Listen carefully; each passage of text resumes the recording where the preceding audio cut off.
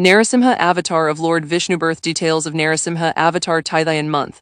Appeared on Chaturdashi Tithai, 14th lunar day of Shukla Paksha in the Vaishaka month, April-May.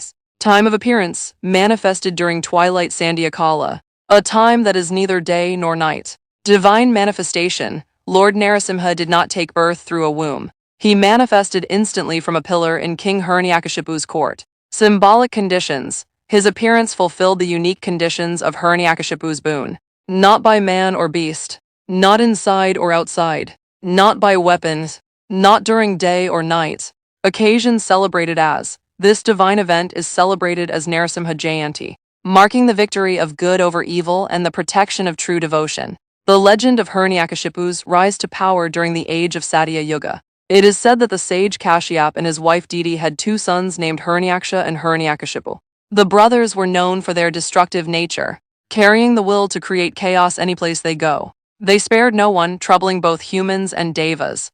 Hiranyakashipu wanted to rule over the three worlds, heaven, earth, and the underworld, and he knew just the way to attain it. Hiranyakashipu began his journey by delving into a deep penance, ones that vie the ones undertaken by great saints and sages. True to his devotion, it is said that he meditated for so long that plants grew on him. Owing to his relentless devotion, Lord Brahma appears in front of him. The creator of the universe grants him a boon, and Hiranyakashipu, seizing this opportunity, asks to be made immortal. However, Lord Brahma refuses, saying that it's one boon no one can grant him. Therefore, Hiranyakashipu asks for a boon that grants him near invincibility, where he asks to not be killed by a man or a beast, neither in the day or the night nor inside or outside, and that no weapon could harm him. With his newfound strength, Hiranyakashipu unleashed a reign of terror, forcing everyone to worship only him as a god, ruthlessly suppressing any reverence for other deities. His cruelty and tyranny spared no one who dared to defy his will.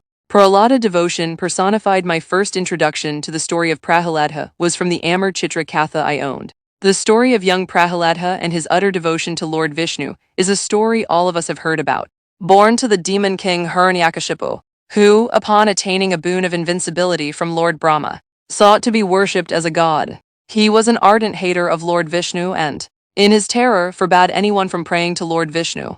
However, ironically, from a very young age, Prahlada, Hiranyakashipu's son, displayed a deep and sincere love for Lord Vishnu. While the other children played, he meditated and chanted Lord Vishnu's name. Prahlada devotion was a constant presence around him, making Hiranyakashipu increasingly mad. He was determined to turn Prahaladha from his faith in Lord Vishnu. Hiranyakashipu tried various means to put an end to Prahlada's devotion, from poisonous snakes to throwing him off cliffs, but nothing could shake the young boy's faith. And this is especially cruel since young Prahaladha was a little boy with an ardent devotion to Lord Vishnu. Prahlada continued to pray to Lord Vishnu with all his heart. His devotion touched the heavens, and Lord Vishnu himself came down to his rescue. However, due to the boon that Hiranyakashipu had, Lord Vishnu emerged as Narasimha, a half-man, half-lion, and defeated Hiranyakashipu, putting an end to his tyrannical rule. Hiranyakashipu's boon and its limitations. As a result of his penance, Lord Brahma appears before Hiranyakashipu to grant him a boon. Hiranyakashipu aspired to wield dominion over the three worlds, heaven, earth, and the underworld. His journey to power began with relentless devotion, which caught the attention of Lord Brahma, the universe's creator.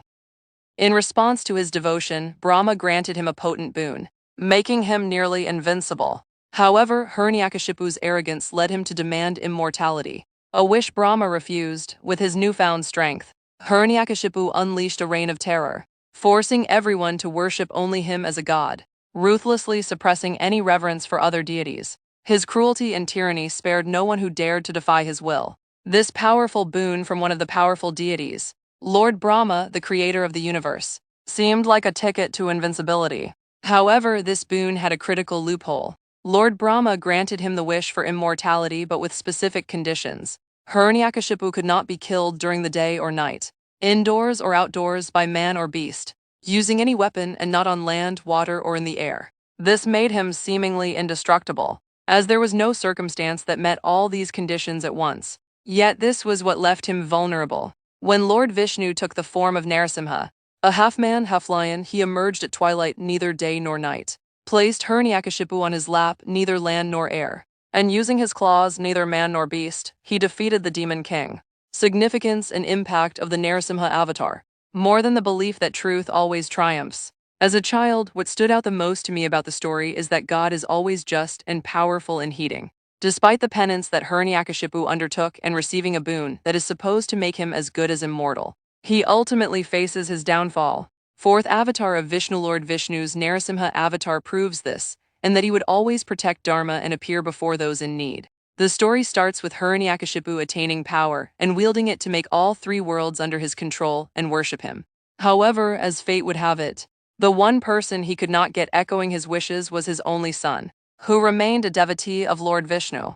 Though Hiranyakashipu increasingly turns to violent means of getting his son to turn and later almost kills him, Hiranyakashipu fails. In an attempt to end Prahlada's devotion, Hiranyakashipu challenged him to show where his god resided. To this, Prahlada calmly pointed to a pillar, indicating that Vishnu waits everywhere. Enraged, Hiranyakashipu strikes the pillar with his mace, and out emerged Narasimha, with a lion's head and a human body. Narasimha grabbed Hiranyakashipu and carried him to the threshold, which was neither indoors nor outdoors, and placed him on his lap, which wasn't land, water, or air. As twilight approached, a time that met neither day nor night, Narasimha's sharp claws, which were neither man nor beast, tore apart Hiranyakashipu in his final moments. Hiranyakashipu realized that Lord Vishnu's avatar managed to kill him without breaking any of the demands of his boon. Narasimha's wrathful form upheld Dharma and protected Prahlada, emphasizing the idea that when evil threatens, the divine will always find a way to restore balance and protect those who have faith. Narasimha iconography, worship, and teachings.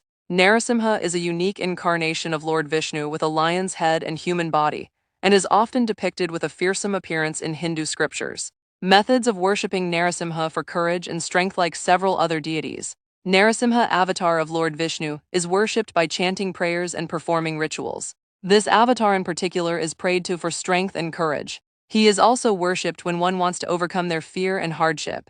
Celebration of Narasimha Jayanti, the day when Narasimha came down to earth, is celebrated as Narasimha Jayanti. It falls on the 14th day of the bright half of the lunar month. Typically in May, lessons on devotion, faith in God's grace, good versus evil. The battle between good versus evil has been eternal, and it is always truth that wins eventually.